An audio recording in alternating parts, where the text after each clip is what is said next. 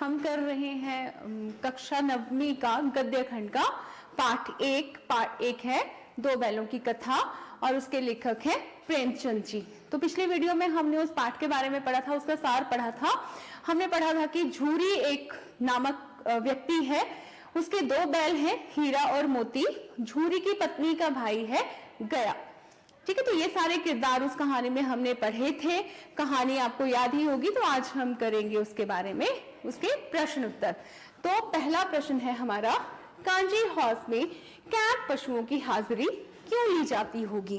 तो कांजी हौस क्या होता है? कांजी हौस होता है जहां पर लावारिस पशुओं को एकत्रित करके रखा जाता है।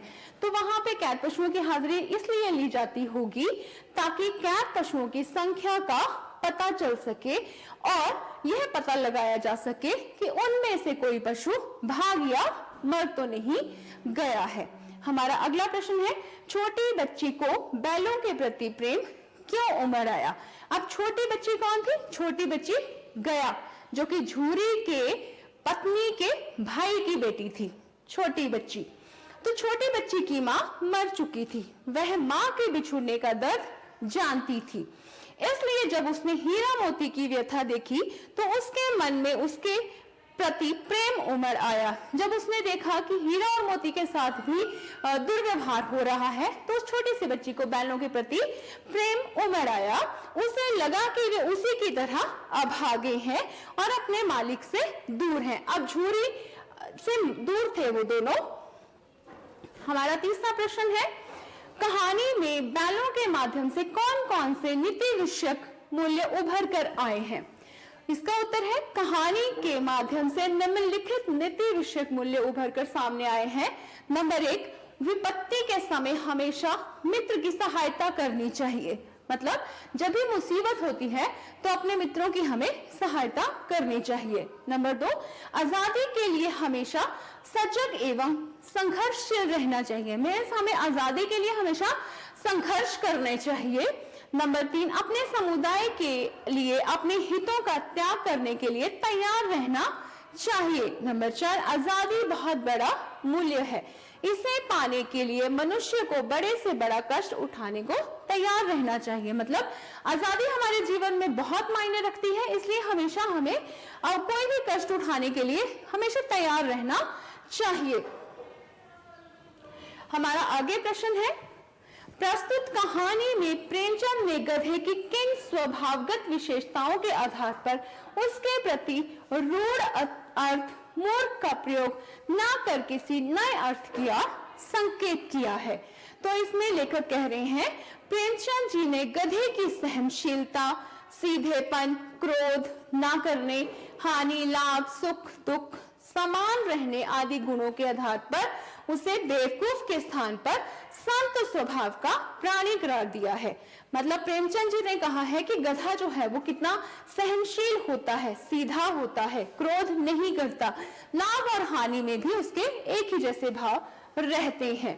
तो उन्होंने उसे बेवकूफ के स्थान पर संत स्वभाव का प्राणी करार दिया है, जो बहुत अधिक सीधेपन के कारण, मतलब वो बहुत ज्यादा सीधा है, इसलिए वो अधिक सम्मान के पात्र नहीं समझा जाता है।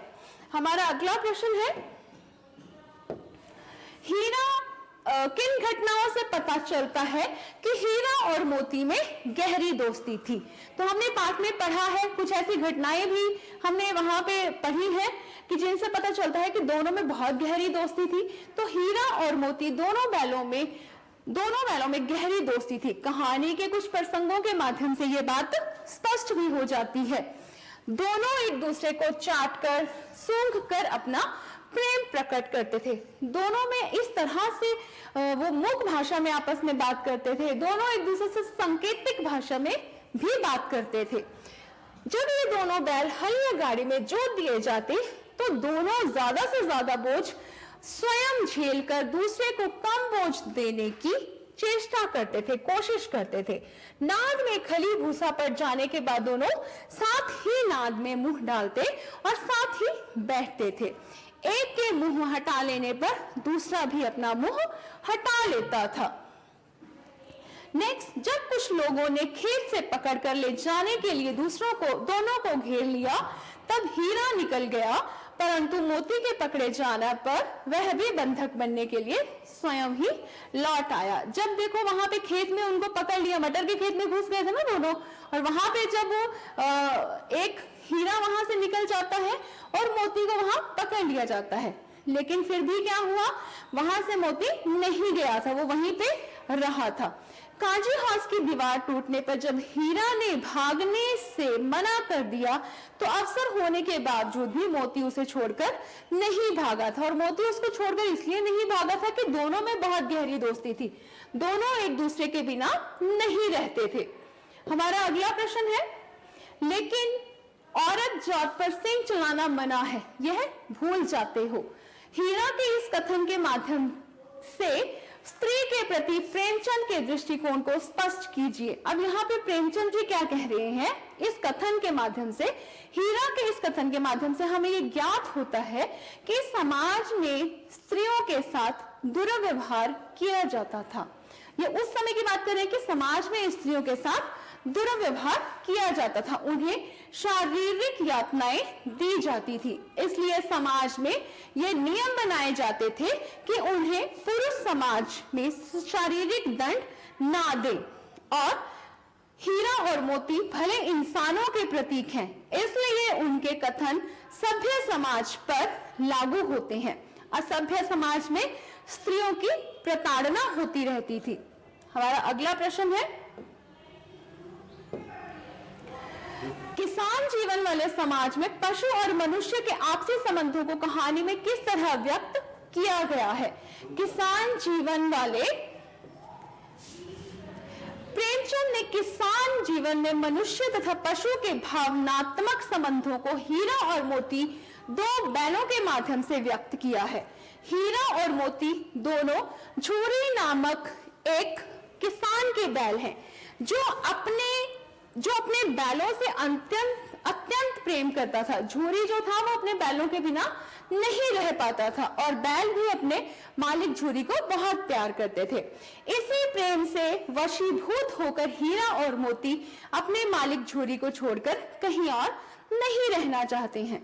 इससे यह स्पष्ट है कि पशु भी स्नेह का भूखा होता है। अब इससे हमें यह ज्ञात होता है कि जो पशु है वो भी प्यार के भूखे होते हैं। प्रेम पाने से वे भी प्रेम व्यक्त करते हैं, और क्रोध अथवा अपमान पाकर वे असंतोष व्यक्त करते हैं। अगर हम उनके साथ प्यार से रहेंगे तो वो भी हमारे साथ प्यार से ही रहते हैं। हमारा अगला प्रश्न है, इतना तो हो ही गया कि 9-10 प्राणियों की जान बच गई, वे सब तो आशीर्वाद देंगे। मोती के इस कथन के इस आलोक में उसकी विशेषताएं बताइए। तो मोती के इस कथन से उसके निम्नलिखित विशेषताएं उभरकर सामने आती हैं। नंबर 1, वो आशावादी है, क्योंकि उसे अभी भी यह विश्वास है कि इस कैद से वे मुक्त हो सकता है। वे आशावादी है, उसे अभी भी आशा थी कि वह इस कैद से मुक्त हो सकता है। नंबर 2, वे स्वार्थी नहीं है, वो बिल्कुल भी स्वार्थी नहीं है। उसने अपने बारे में नहीं सोचा, उसने अपने दोस्त के बारे में उस समय सोचा था। स्वयं भागने के बजाय उसने अन्य सभी जानवरों को सबसे पहले भागने का मौका दिया। वो वहां से खुद नहीं भागे थे, बल्कि उसने पहले सभी को वहां से, सभी जानवरों को बाहर भगाया था। जैसे हमने उसमें पढ़ा था, उसमें देखा था कि जो गधे थे वो वहां पे उसने मोती ने अपने सींगों से उनको धक्का दिया था, तब उनको बाहर निकाला था। हमारा अगला प्रश्न है, आशय स्पष्ट कीजिए, और अवश्य ही उनमें एक ऐसी गुप्त शक्ति थी जिससे जीवों में श्रेष्ठता का दावा करने वाला मनुष्य वंचित है। हीरा और मोती बिना कोई वचन कहे एक दूसरे के मन की बात को समझ जाते थे। वे प्रायः एक दूसरे से स्नेह करते थे। यद्यपि मनुष्य स्वयं को सब प्राणियों से श्रेष्ठ मानता है, किंतु उनमें भी यह शक्ति नहीं होती है। वे बिना बोले एक दूसरे की बात को समझ जाते थे। इंसान जो है वो खुद को सबसे श्रेष्ठ मानता है, लेकिन उसमें भी ये शक्ति नहीं होती है। हमारा अगला प्रश्न है, उस एक रोटी से उनकी भूख तो क्या शांत होती, पर दोनों के हृदय को मानो भोजन मिल गया। अब यहाँ पे हीरा और मोती गया के घर में बंधे हुए थे। जब उनको गया अपने घर ले जाता है तो वहां पे उनको बांध कर रखता है। गया उनके साथ अपमानपूर्ण व्यवहार करता है। गया उनके साथ बिल्कुल अच्छा व्यवहार नहीं करता है, इसलिए वहां पे वो क्षुब्ध थे। परंतु तभी एक नन्ही लड़की जो कि गया की बेटी थी, उस नन्ही लड़की ने उन्हें आकर एक एक रोटी ला दी। उस रोटी से उनका पेट तो नहीं भर सकता था। अब एक रोटी से बैल का क्या होगा, उसका पेट तो नहीं भरेगा, परंतु उसे खाकर उनका हृदय जो था वो जरूर तृप्त हो जाता था। उन्हें बालिका के प्रेम का अनुभव होता था।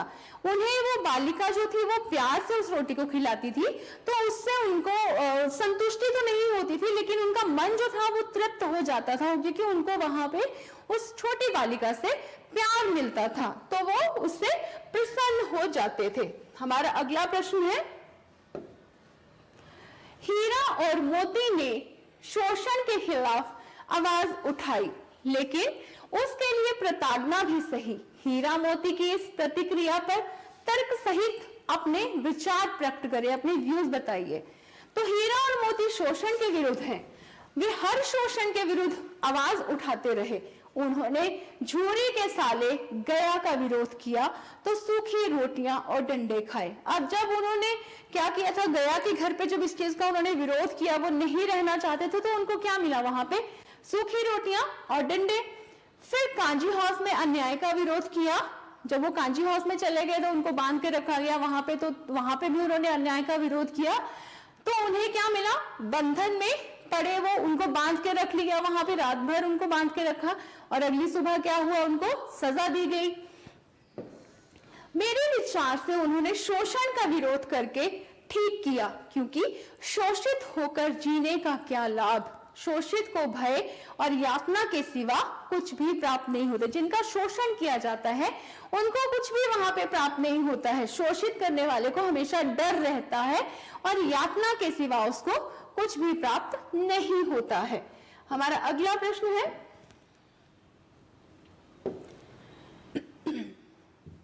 क्या आपको लगता है कि यह कहानी आजादी की लड़ाई की ओर भी संकेत करती है? तो मैंने आपको जैसे ये कहानी पढ़ाई थी, तो हाँ, ये कहानी जो है वो आजादी की लड़ाई की ओर भी संकेत करती है। प्रेमचंद स्वतंत्रता पूर्व लेखक है। इनकी रचनाओं में भी इसका प्रभाव देखा गया है। दो बैलों की कथा नामक कहानी भी इससे अछूती नहीं है। दो बैलों की कथा कहानी जो है वो इससे अछूती नहीं है। मनुष्य हो या पशु, पराधीनता किसी को भी स्वीकार नहीं है। सभी स्वतंत्र होना चाहते हैं, सभी अपना जीवन स्वतंत्रता से जीना चाहते हैं, किसी का गुलाम रह के कोई नहीं रहना चाहता है। परंतु कहानी की कथा वस्तु भी इन्हीं मनोविचारों पर आधारित है। प्रेमचंद ने अंग्रेजों द्वारा भारतीयों पर किए गए जो अत्याचार थे, उन अत्याचारों को मनुष्य तथा पशु के माध्यम से व्यक्त किया है। प्रेमचंद जी ने यहाँ पे ये व्यक्त किया है, ये बताया है कि किस तरह से अंग्रेजों ने भारतीयों को अपना गुलाम बनाया था और कितने अत्याचार किए थे। इस कहानी में उन्होंने यह भी कहा है कि स्वतंत्रता सहज ही नहीं मिलती। स्वतंत्रता जो है वो हमें आसानी से कभी प्राप्त नहीं होती है। इसके लिए निरंतर हमें संघर्ष करने पड़ते हैं, निरंतर हमें संघर्ष करने पड़ते हैं, कार्य करने पड़ते हैं। जिस प्रकार अंग्रेजों के अत्याचार से पीड़ित जनता ने अपना क्षोभ विद्रोह के रूप में व्यक्त किया, उसी प्रकार बैलों का गया के प्रति आक्रोश भी संघर्ष के रूप में भड़क उठा। इस प्रकार अप्रत्यक्ष रूप से यह कहानी आजादी की भावना से जुड़ी हुई है। तो इस कहानी में भी हमने वही देखा, वही पढ़ा कि किस तरह से जो हमारे लिए लड़ाई लड़ते हैं, जो हमें आजाद करवाना चाहते हैं, उनको किस तरह से कारागारों में बंद किया जाता था और उन सब यातनाओं को सहकर उन्होंने हमें आजादी दिलवाई है। तो ये कहानी भी उससे जुड़ी हुई है, उसी आजादी की भावना से जुड़ी हुई है। तो ये थे हमारे प्रश्न उत्तर। Thank you.